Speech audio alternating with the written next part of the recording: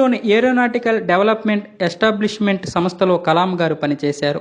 అక్కడ ఒక ground equipment machine నమూనా రూపకల్పన కోసం ఒక ప్రాజెక్టు టీం ఏర్పాటయ్యింది. ఆ ప్రాజెక్టుకి కలాం గారిని సారథ్యం వహించమన్నారు. దానికి 3 సంవత్సరాల సమయం ఇచ్చారు. కానీ కలాం గారికి, ఆయన టీంకి ఆ నమూనా తయారు చేయడానికి కావలసిన పరికరాలు గాని, నమూనా గాని ఏమీ లేవు. ఎవరైనా అనుభవజ్ఞులుంటారేమోనని ప్రయత్నించారు. కానీ ఎవ్వరూ దొరకలేదు.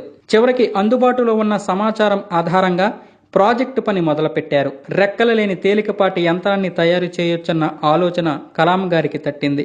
దానికోసం కొన్ని నెలల పాటు డ్రాయింగ్ బోర్డు మీద పనిచేసి తర్వాత హార్డ్వేర్ పని మొదలుపెట్టారు. ఈ ప్రాజెక్టు మీద కలాం గారి మేధాశక్తి మీద అప్పటి రక్షణ మంత్రి వికే కృష్ణమేనన్ గారు పూర్తి నమ్మకం పెట్టుకున్నారు. కానీ మిగతా వారెవరూ నమ్మకం పెట్టుకోకపోగా అసాధ్య స్వప్నం వెంట పరుగులు తీస్తున్న పిచ్చివాళ్లు అనేవారు కలాం గారిని, కలాం గారి టీంని.